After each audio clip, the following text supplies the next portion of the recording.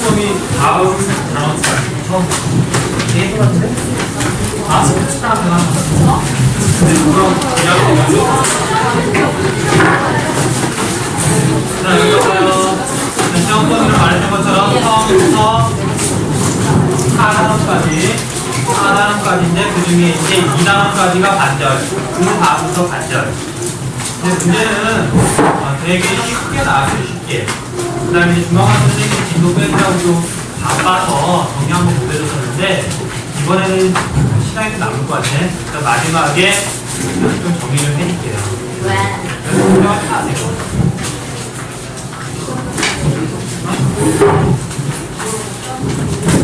자, 제가 도시의 내부 구조 들어갈 차례인데 거기다가 중요하다고 또 별표 좀 해주세요.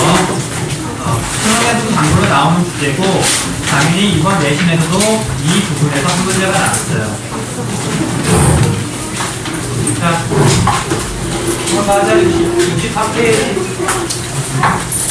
자, 그래서 지난 시간에 설명했던 것처럼 접근성, 집과 지대에 따라서 도시가 일반적으로 상업기능, 공업기능, 주거기능으로 구분된단 말이에요. 자, 그건 말 그대로 이론적인 내용이고 실제로 대도시가 어떤 식으로 지역 분화가 이루어지는지, 자, 그래서 지역 분화가 이루어지는 결과 그 독특한 특성이 나타나는 것을 독특한 이름으로 불러요. 자, 그래서 서울과 대도시가 어떤 구조로 되는지 그거 한번 살펴볼게요. 자, 제일 첫 번째 중요한 부분이 어디냐면 우리가 도심이라고 부르는 데가 있어요. 자, 여기 방금 생각하면 안 돼요. 서울의 시청 근처를 떠올리면 돼요. 도시의 중심. 자, 그래서 생각해 보면 서울의 가장 중심부는 여기를 우리가 도심이라고 하자. 그래서 도심의 특징 간단히 정리해 볼게요. 자, 첫 번째 도심은 다른 지역에 비해서 접근성이 가장 뛰어나죠. 접근성이 쉽게 접근할 수 있단 말이에요. 자, 그러다 보니까 집가나 또는 지대 역시 다른 지역에 비해서 훨씬 더 높아요. 그래서 배운 거니까 넘어갈게요. 그 다음 우리가 시청 주변에 가면, 자, 그 주변에 공장 있나? 서울시청 주변에, 광역시청 말고 그 주변에 아파트 있나요? 없단 말이에요. 자, 그래서 도심에는 주로 상업 기능만 모여 있어요. 주거나 공업 기능은 도심에 없다는 거 기억해 주셔야 돼요. 자, 그 다음 상업 기능 가운데서도 뭐 동네 슈퍼마켓 같은 건 없고 뭐라고 표현하냐면 고급 서비스 기능이 있다고 표현을 해요. 고급 서비스 기능이 도심에 몰려있더라. 자, 그 다음 선생님 혹시 중추 관리 기능이라고 용어 설명해줬나요? 자, 보세요. 우리가 물건을 파는 그런 상업 기능은 아닌데 도심에 있어야만 하는 기능들이 있어요. 자, 만약에 여기 경륜장 옆으로 광명시청을 옮긴다고 생각을 해보세요. 그럼 광명 사람들이 좋아할까? 그건 아니겠죠. 자, 그렇게 시청이나 또는 커다란 관공서 같은 것들은 이익을 추구하진 않지만 교통이 편리한 도심에 있어야만 하거든요. 자, 그런 기능을 뭐라고 부르냐면 중추관리 기능이라고 불러요.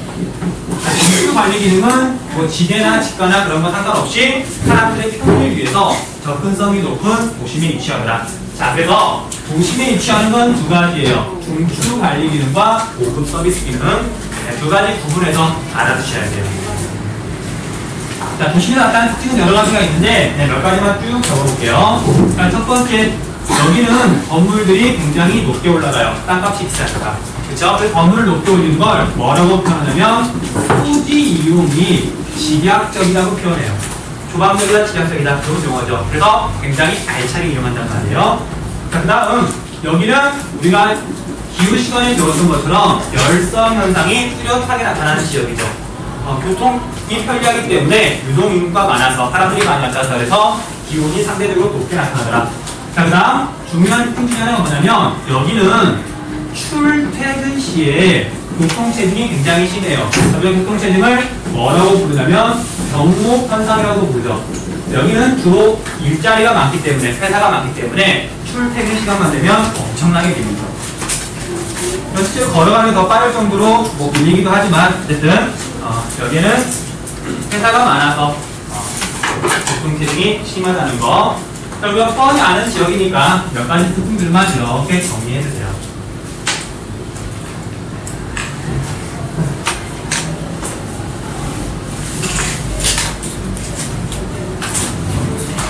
다음 어려운 건 없으니까 그 다음에 나오는 인구 공동화 현상 있죠. 그 다음 주에 나오는 거 거기다 체크 좀 해주세요. 인구 공동화라는 말 굉장히 시험 문제에 잘 나오니까 그 단어 기억해 두시고 무슨 뜻인지 알아야 돼요.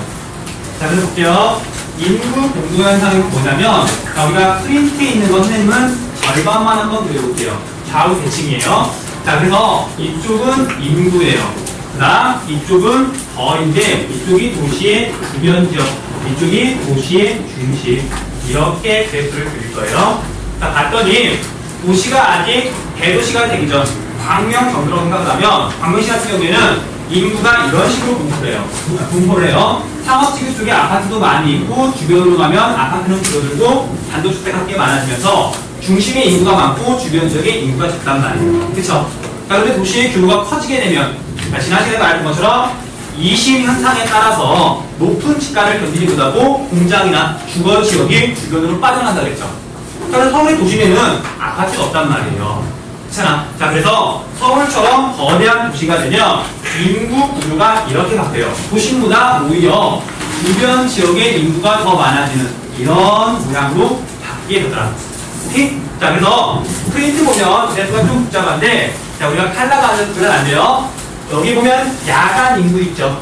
절반 나눠서 보면 지금 선생님이 야간 인구의 그래프를 지금 그린 거예요. 오케이? 자, 볼게요.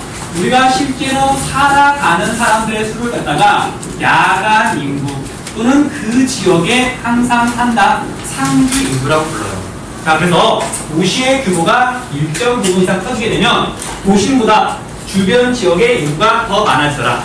자, 그래서 이 부분은 지금 인구가 상대적으로 좀 적죠. 인구가 적어진다, 인구가 텅 빈다. 그걸 우리가 제조 공동화에서 설명했던 것처럼 인구 공동화라고 불러요. 오케이? 자, 그래서 이런 현상을 우리가 인구 공동화 현상이라고 부르더라. 오케이? 얘는 도시의 규모가 작을 때, 도시의 규모가 커졌을 때. 일단 여기까지 일단 이해 좀 해주세요. 도시의 규모가 커지면 상주 인구 또는 야간 인구의 분포가 이런 식으로 바뀐다는 거. 이해돼요? 아니지. 가운데다 도심 가운데 자르면 되잖아. 가운데서. 지금 학습지에서는 얘가 지금 이렇게 돼 있는데 지금 가운데 자른 거야. 가운데. 좌우 대칭이잖아.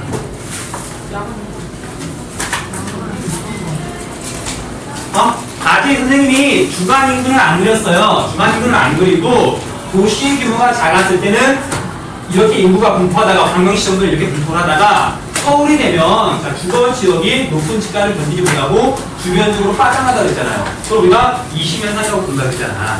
그래서 서울처럼 도시의 규모가 커지면 시청 근처에 아파트 없잖아. 다 빠져나간단 말이에요. 그래서 인구가 줄어들고, 그러니까 주변에 비해서 적고, 주변이 오히려 인구가 더 많아진다고요. 그래서 여기에